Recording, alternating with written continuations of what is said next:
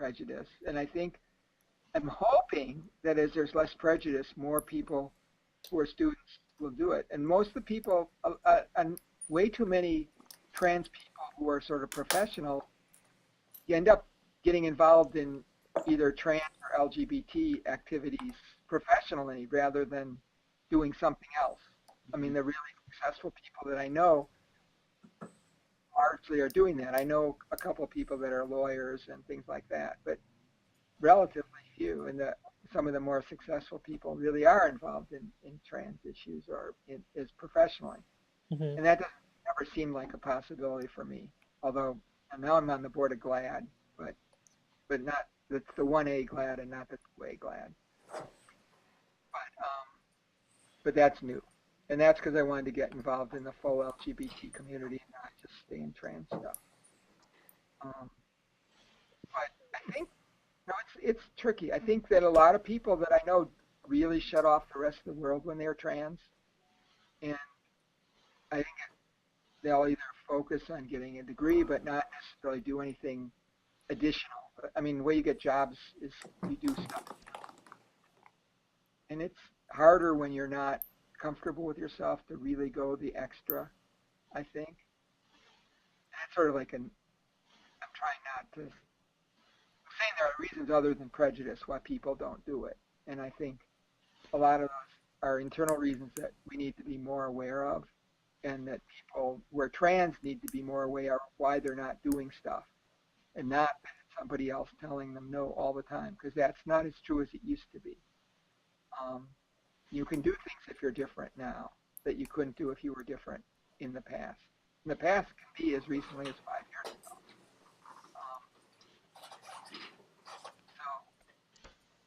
So, there's a lot of stuff going on with it, but I think on the whole that's it, that you need to,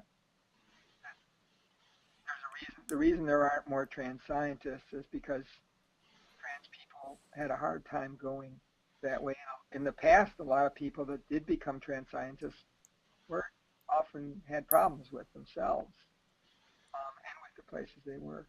I mean, it's really funny. One of the saddest stories was one of my friends here is a historian of science, and I'm really interested in history of science. And I read something by somebody, and it seemed really interesting, and it turned out to be somebody who transitioned in the 60s.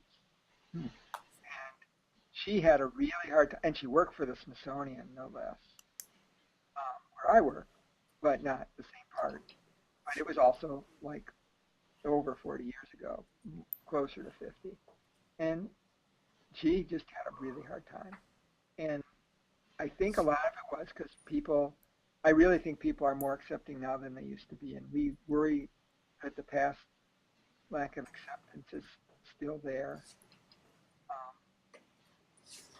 And that's a lot of it. I thought a lot about what kept me from going further.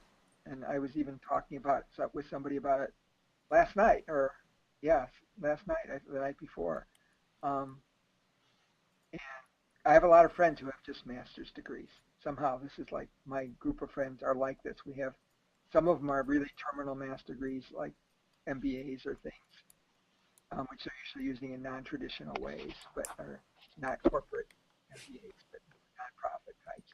But other people, we're just not people that went further. And I'm the only trans one in the bunch. Mm-hmm. So other people have issues, just don't do it too. And we were talking, and this friend yesterday, we were talking about other people, like her husband, who's got a master's degree and didn't go on for a PhD. And, it happens to people. And I think trans is one reason. That's, it's just being this dual identity is really hard. And if you're lucky, you fall into, I feel partly very lucky that I fall into really good jobs. I've been qualified for them, and I've been in the right place at the right time. And that's helped a lot. So, yes, I don't have a really good answer, in other words. It's this extra level of difficulty that we have. Mm-hmm. And I think that should be changing. I really hope it's changing. It is changing. But I think one of the problems about being, at least, I don't know how it's going to go between F to M and M to F. One of the problems with M to F people is they might have the wrong internalized ideas about women, what women can do. And I think that's a tricky thing, because when you're trying to change your identity, you have to, it's not easy when you're an adult to change your identity because you don't have the upbringing into one identity or the other. So it partly depends on who you know, how your family, your family of origin, how people were treated there. And, in astronomy, I feel lucky because there are a lot of, my whole career in astronomy, I've known strong women astronomers from grad school on, even instructors earlier. I have friends I went through grad school with have gone on to good careers who are women. And that was like 40 years ago. So, there have always been people there in my life that set examples for me. And they've actually even, some of them were supportive of my career before I was even trans. So there's a person who was like having a hard time getting their career together sometimes. So, so I think there's a potential, especially in astronomy, where I think there's a good, compared to other physical sciences, a pretty good acceptance of women. Mm-hmm. There's a good thing for M to F people to have examples to go forward. And F to M people, I hope the same thing. Stefan, do you have other questions? No, I think we covered all of the questions that we wanted to go through. I guess, would you feel like, since you're going to be kind of the poster child after this interview is going to be published for other young trans people, do you feel like you'll be comfortable kind of receiving a lot of questions from, Always come. All right, that's perfect. Just a couple of quick. One other funny thing is that I've lived in groups of people for a long time. I always figured it was so that because I was living with people who thought I was a guy, then that made it easier for me to keep being a guy. Right. And last year, one of my old housemates from 30 years ago found me on the internet. And she has a psychology PhD. And so she started asking questions. And I just encouraged her to ask anything that she wanted to ask, and I would answer it.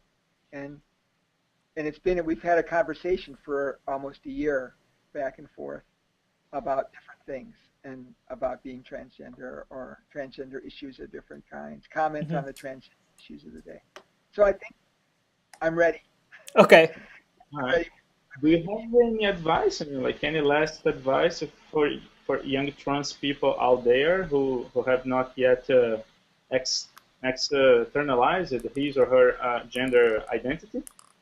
I think the big thing is to really think about it a lot and be sure you know what your gender identity is.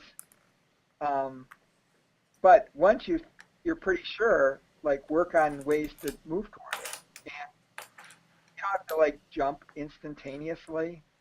And you talk to friends, meet the transgender community. It's really important to meet other people that are transgender.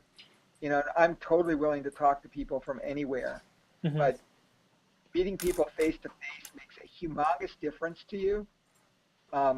Therapy is really important too. I have 2 therapists right now for sort of different issues. One of them, we really mostly work on non-trans stuff, and that helps me and so I spend a lot of time just figuring out. There's all sorts of things I didn't get brought up with, and there's other things that I've always had problems with. And now I look at transitioning as a reboot, and I've thought of it in a really positive way. And I think that for an older person, meaning anything older than 20, really, you reboot your life, and the trick is to change it and make it better, and be a better person. And if people know you're trying to be a better person, that's going to help.